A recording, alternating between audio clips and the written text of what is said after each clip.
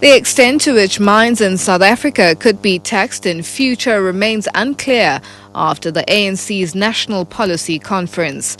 Delegates considered a policy discussion document proposing a 50% super tax on profits exceeding about 15%.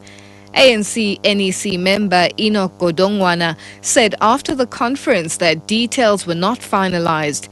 He says in principle the proposal of using some form of tax instrument for mines was agreed, but not the proposed super tax. Trade Union Solidarity has warned that such tax would discourage new development and hamper job creation in the sector. Senior economics researcher Pete LaRue says the tax yield would almost certainly be less than the 40 billion rand a year suggested in the ANC policy document. All 24 accused in the KZN 26 cash and transit heist trial have been found guilty of murder and sentenced to life imprisonment by the Phongolo High Court in northern KwaZulu-Natal. In an extended court session that lasted well into the night, Judge Jan Combrick said the gang had a common purpose in their commission of the crime. He found them all guilty of the death of Tembinkosi Gumede, a security guard at one of the robbery points in northern KwaZulu-Natal in 2006.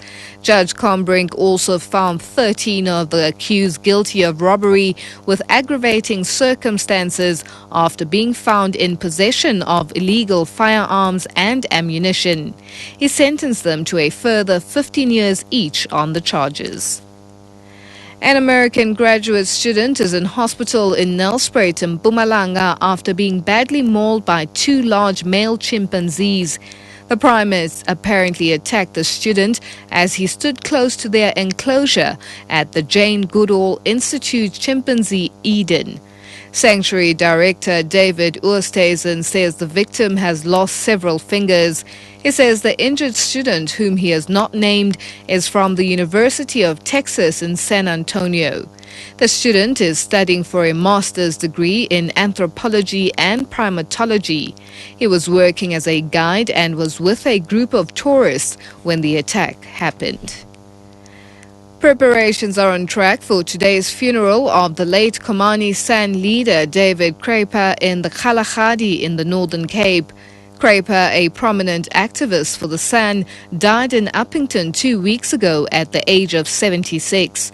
Head of the Provincial Sports, Arts and Culture Department, Faisal Asen, says the government wants the late leader to be buried with the dignity and respect that he deserves. We are expecting approximately 2,000 people to attend the funeral, and we know that there are delegations from all over the country who are currently on their way to ensure that this funeral is held with all the dignity that it deserves. And we also have various dignitaries from government who will also be in attendance.